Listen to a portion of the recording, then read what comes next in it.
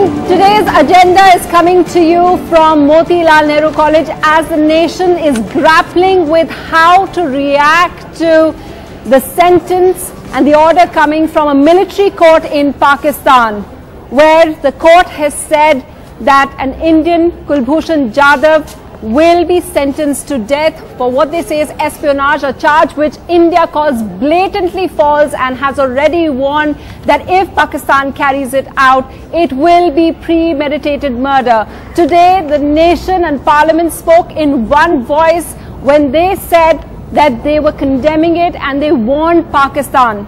And they said, we will do whatever it takes to stop this. But what does whatever it takes mean? We'll talk about that with me, former envoy KC Singh, who joins us over here. We'll also be speaking with the man who's drafted the resolution which Parliament is likely to pass, Congress MP Shashi Tharoor. It's just a way of how everyone's come together, the BJP, the opposition, everyone's come together to look at a possible resolution of this crisis. We need to get this message across clearly to Pakistan that who can play the game, we will respond in kind. You know, you can hang a citizen apart, but basically, your citizens also come across every day.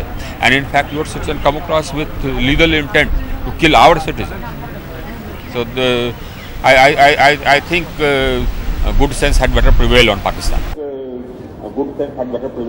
So former Home Secretary R.K. Singh talking really tough there, saying that we have their people as well, we can also hang them. So the first question really is, this tough talking from India, will it help?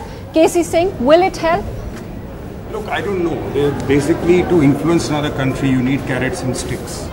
Now we have no carrots because we've not been talking to them. We have no dialogue which you can disturb. You can't interrupt any other dealing. We are not selling them electricity which you can switch off. You can't shut off trade. Like between China and US, there is a trade dependency. So there is no dependency. You can say we'll shut off the waters, but we don't have a dam. Those two rivers don't have dams. Where we have a dam, we are not sending the water from Satluj. But for Jhelum and for Chenab, there are no dams. You can't overnight stop the water. You can just threaten to stop it, which we've been threatening anyway for a year. So therefore, when there are no carrots and no sticks, then at that stage, influencing another country becomes very difficult. That's why people like me have been saying in the past, don't slam the door. Every set of discussions with Pakistan is not to hand over Kashmir to them. There are many other issues you discuss. You always talk to a neighbor. Now, you brought your red lines to the cantonment walls. Even if one Fadain, two Fadain cross a cantonment wall, you said we will not talk. Now, if your red lines are so much close to your boundary wall, yes, then you've already shut all the doors. Now, this is precisely what Pakistan wanted. What have you done now? Now, whole nation is agitated. Parliament is agitated. They've got what they wanted. They've got the attention that they've been wanting. So, like a spoiled child who throws a tantrum in the kitchen and then only then the mother pays attention. Now you started saying, oh yes, what is happening? He was arrested, Yadav was arrested a year ago. Why haven't he done anything for a year? Suddenly government says, we'll do this, we'll do that. Secondly, we can't go for a tit for tat. We are a civilized country with a rule of law. You can't say, I will behave like an uncivilized country. Now, this is a chronic dilemma when you're dealing with, it's a dilemma, for instance, America has in dealing with North Korea. You know, they fire a missile. They fired a missile as President Xi and President Trump was sitting down to talk. Now, do what you want to do to them. What will you do to them? Well, that's nuke them? You know, that sounds really dire, and I want you to expand on that. I know that these students have a lot of questions, as do we all, because then it looks like what limited options do we have? So I want to just bring in Shashi Tharoor. Shashi Tharoor, NDTV has been reporting all day long because we got to know that you played a part as well in coming up with this draft resolution which we may see being passed by Parliament. Tell us a little bit about what you may be aware of, what's happening, what kind of thinking there is, because as KC Singh puts it, it sounds like there are very limited options. Well, I really can't confirm or deny the role I may have played in this. The fact is that when a resolution is actually presented, it will be by the Speaker and it will speak for the entire House, and it's not for any one side of the matter. The government too will have to take a view on whether they want such a resolution, and the opposition will have to concur with its content. So we're still not there yet. That could happen tomorrow, but the intent is very clear. It is merely in order to express strong solidarity of all the parties in the House with the desire of everybody in our country to see the government get Pakistan to rescind their outrageous decision and of course eventually to free this innocent man.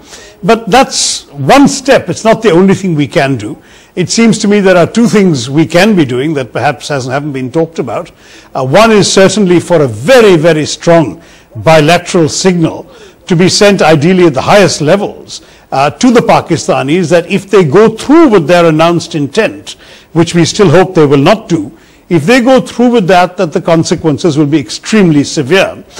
And the second thing that we ought to be doing, I think, is going international. I know we don't like internationalizing our relations with Pakistan, but it's got to be amply clear now that this was not just an assault on India, but an assault on the very bonds of international law, international conventions, international behavior that tie the whole world together.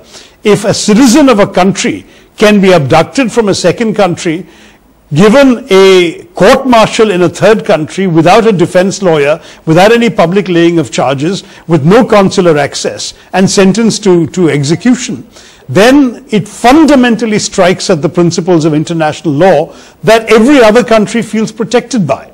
So we should be going to other countries saying, look what this state is doing to international law. Look what they're doing to the Vienna Conventions, the Geneva Conventions, all the rules that have been written to protect the rights of people, and the decades of behavior between states that we even saw during the Cold War. The Soviets and the US would exchange each other's prisoners. They wouldn't execute them. We've had example, India has intervened when the Chinese shot down some American airmen over their soil, and Dag Hammarskjöld, the UN Secretary General, asked the Indian government, Prime Minister Jawaharlal Nehru, to intervene and get those people released. That's how states behave. We don't go around hanging and executing and shooting, and that too after a farcical military proceeding. It's completely unacceptable. So this has to, I think, involve the condemnation of the entire international community, particularly of those states that are the paymasters of the Pakistani military.